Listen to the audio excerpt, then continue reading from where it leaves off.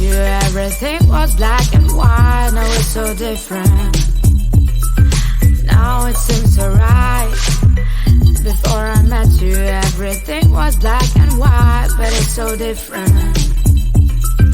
Now it seems so bright. You bring the color to my life.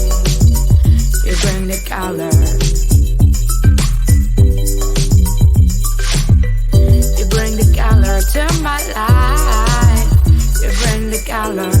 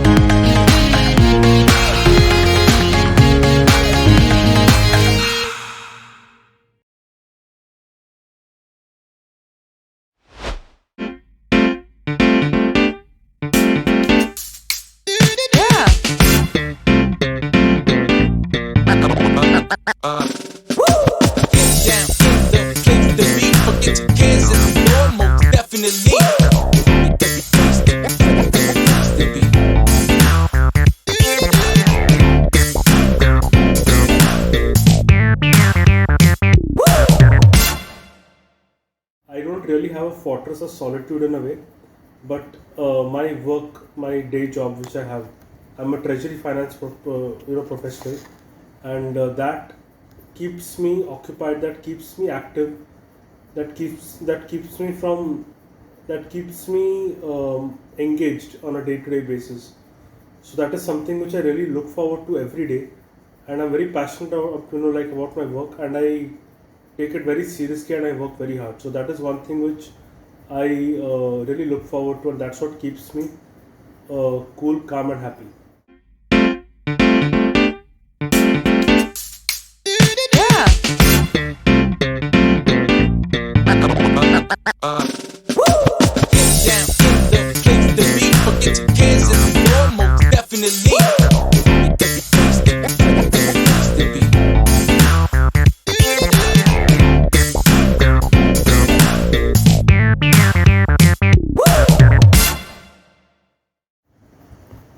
So what is mental well-being, or how do I define mental health? According to me, mental health is mental well-being, and that means that being in a stable state of mind. What happens to a lot of people who have a history of suffering from depression or any mental illness or any kind of mental health issues, what happens with them is that their mood swings, their mental health keeps on going up and down like a graph like that. Uh, the objective here, according to me, for a person who has a history of suffering from mental health, should be to have a fixed regimen which they follow, like having a job, having some kind of routine in their life, and when they do that, I think that gives a sense of having something to look forward to. So I do that with my work especially. I wish to do many things more, especially being more healthy and everything like that. So that is something which I really want, which I'm going to do from now on, which I already started doing. And how to define it? See, mental health and mental well-being is not the absence of issues in life. Everybody has issues in life, but how you deal with those issues? Do you let them bog you down, or do you control your mind, or do you let your mind control yourself? That's the main question over here. So according to me, the thing is that one should be in control of one's thoughts. Thinking is not it's not an abstract thing. It's not a thing which one should do on autopilot. Thinking is a very conscious thing which one must do. One must bring a lot of level of thought into one's thinking also. I know it sounds very strange, but whenever one wants to, whenever one gets a thought, one has to decide that whether that thought is productive or not, and how much time you should give to that thought. I know I'm saying these things, I'm not an expert in these things, and there are certain times when I have gone off the rails, and but the important thing is not falling off. Falling down, everybody falls down. The important thing is how you get back up and how you get yourself back on track.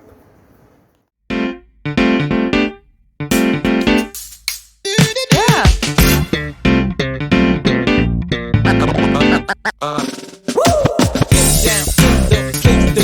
Forget your cares, it's normal, definitely.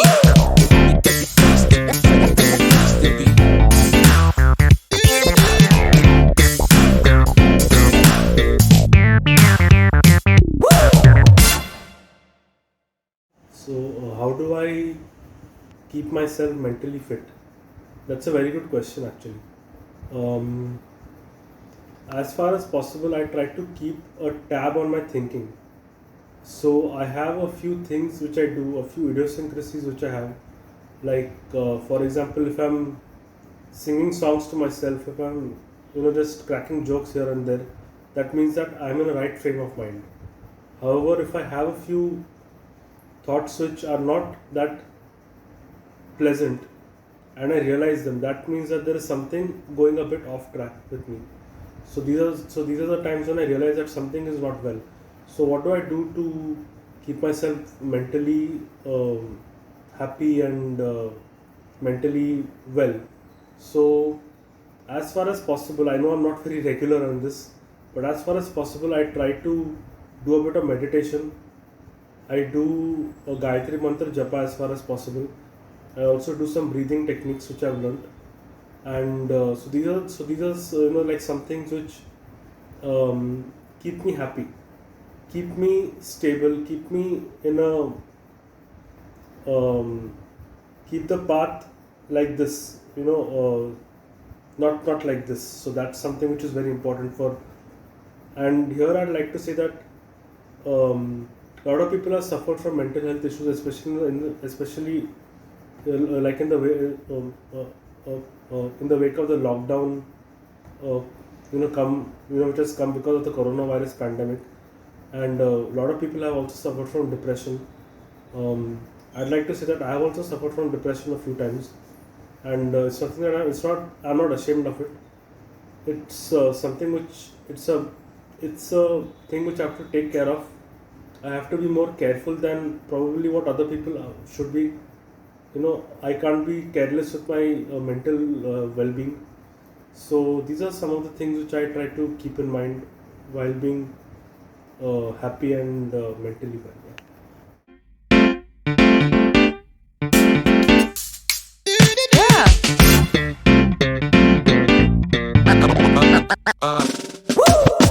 Yeah. Down in the place to be. Forget your cares in the floor, most definitely.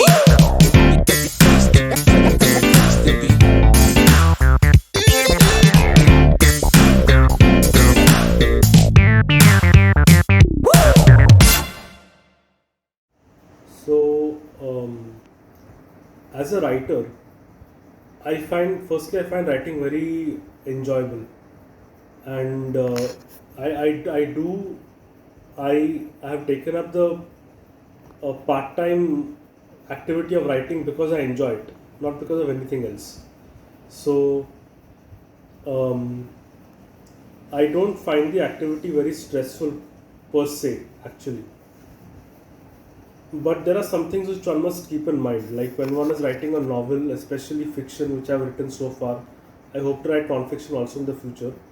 But when one writes fiction, especially, there are a few things which an author should keep in mind. That is to keep the storyline very engaging, have a central character who has a relatable conflict. The theme should be something which is relatable. Um, these are some of the few things which an author should keep in mind, and I won't say that there are any mental rigors to it. Just it's an enjoyable thing. I do it because I love it, and I try to have fun with it. So that's what writing is to me.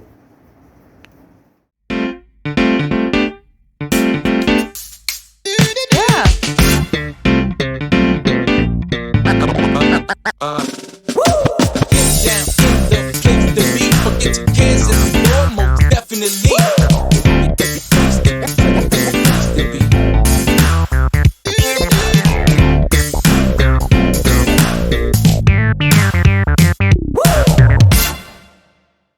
So this is a question which I get asked pretty often. That how do I balance being a full-time finance professional, a two-time published author, and also freelance post journalist? So the thing is that it's important to have a passion, and I believe that everybody has a lot of time on hand. Um, the thing is to find time for one's passion. Time is always there. This is my personal view. Time is always there. One just has to carve out a few hours a day or even a few minutes a day for one's passion. I think that is something which everybody must do. And once you do that, then it becomes a second habit. It becomes a second nature to you. So this is something which I personally believe that one must take out time every day or as far as possible. It need not be every day, as far as possible. And having a passion is a very very important thing in life. It keeps one grounded. It keeps life fun, and it also makes me have something to look forward to when I'm done with work. So this is something which I really enjoy. I enjoy both things, working and writing both.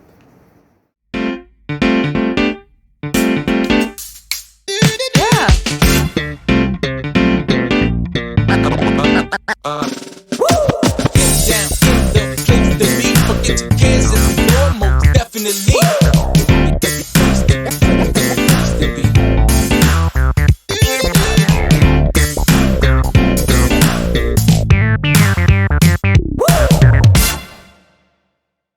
So this is also a very important question. There is a lot of stigma associated with visiting mental health professionals. I personally believe that there's nothing wrong in that. The brain is just like any other part of the body. There are times when the brain has like when there are a few issues in the brain. So that is sometimes when such things happen, it may cause a bit of depression or some kind of other mental health issue in a person. So I believe that it is something to be embarrassed or ashamed about. However, one must recognize such an issue and take help from the professionals, the problem that I see as of now is that there is a lot of stigma. There's a lot of stigma associated to this, and people a lot of times hide the fact that they visit mental health professionals from their own family themselves because of the stigma associated with this. So this is something which I hope is going to go sooner rather than go away sooner rather than later. But that being said, there are two concepts over here. I believe that now people are aware of the concept that there is a problem, that health is mental health problems is a genuine problem. There is awareness of such problems, but is there acceptance of this, but is there acceptance of such problems? Are we as a society willing to accept people who suffer from depression or other mental health issues? How do we deal with them? Like, for example, I'll just give a very simple example. If you know somebody who's suffering from diabetes but still manages to lead a very healthy and fit life, that person is looked upon as an inspiration. However, if somebody is suffering from a mental health issue, say depression, then it's like that person is shunned upon. If that person opens their mouth and talks to such people, then high chances are that such a person is going to be told to deal with it, snap out of it, or just stop being a crybaby basically. So such things really take place, and it's very unpleasant because it makes the person who's suffering feel bad about feeling bad. So this is something which I hope goes away soon. However, that being said, one has to be realistic. We are in a society which does we do live in a society which does to a large extent put people who don't show any weakness up on a pedestal. So according to me is not very correct. I believe that we are entering a pseudo macho kind of society as of now. So where people who don't show any weakness are kind of idolized in a way, which I find a really big problem with this. Presence of weakness is not. I believe that presence of weakness is not a problem, but denial of that weakness and not doing anything to deal with that weakness is an even bigger problem than that.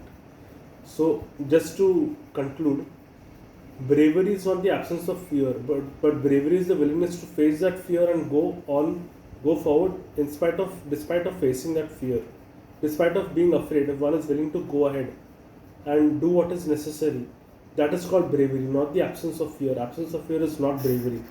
So this, according to me, is something which is very, very important, and yes, as a society, must recognize this thing that mental health issues are a part of life and there's nothing to be ashamed of.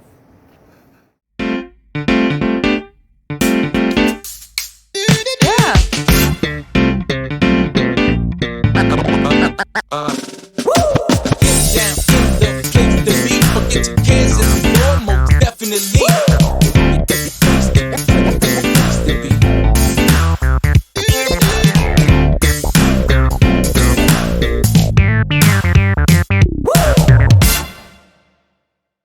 So how do I see myself bringing awareness about mental health issues?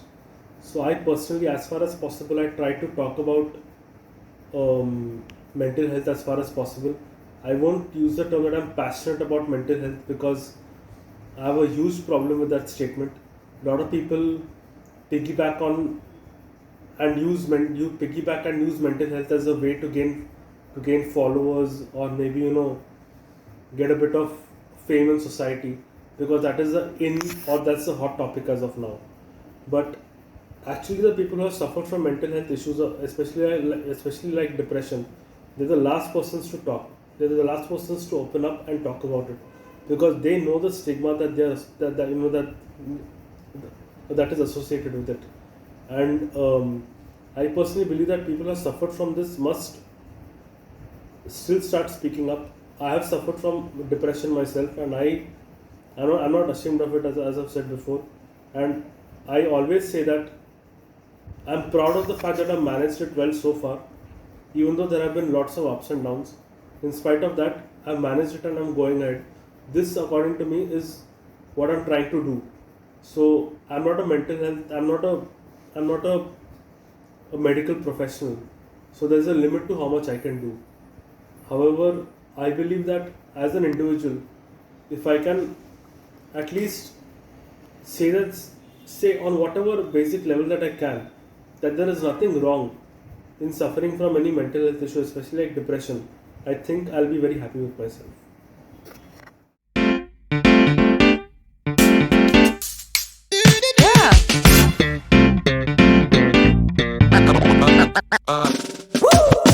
Down in the place to be. Forget your cares and more, most definitely.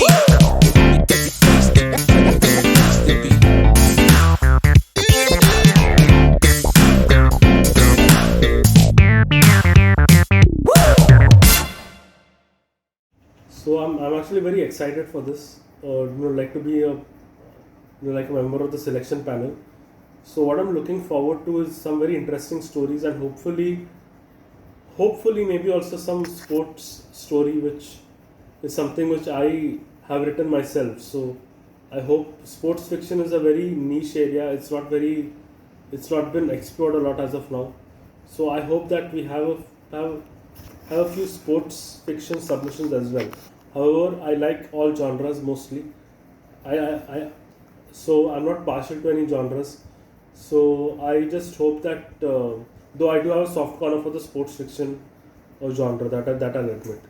However, I just hope that we have a few great submissions, and I hope the people submitting the proposals make it tough for us to, say a no to them. That's what I hope for. Yeah.